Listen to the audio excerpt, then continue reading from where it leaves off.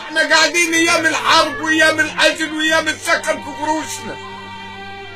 حتى كيس الدقيق ما بيجيبوش لنا. البطانية كل 6 سنين يجيبوا لنا بطانية نتغطى بيها في الثلج. واحنا عايشين ويا اسرائيل عايشين على الحدود.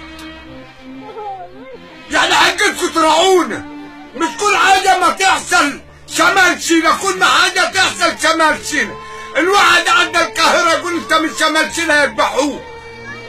كده ناس لا. شمال سينا هي باب المغازة مصر كلها. هي السياح، هي البشر، هي الناس الحزانة اللي بتقف مع الجيش وتعرف الحدود ازاي ويضرب ازاي.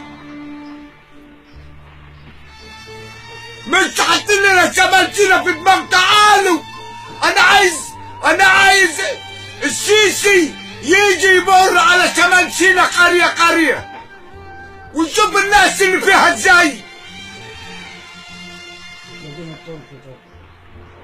وبعدين العيال الصغيرة انخرعت من كل شوية هجوم على البيوت.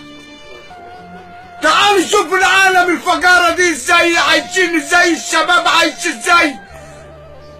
احنا امان، احنا ناس ابطال. احنا اللي بنعرف الناس يمشي ازاي في شمال سينا في جنوب سينا.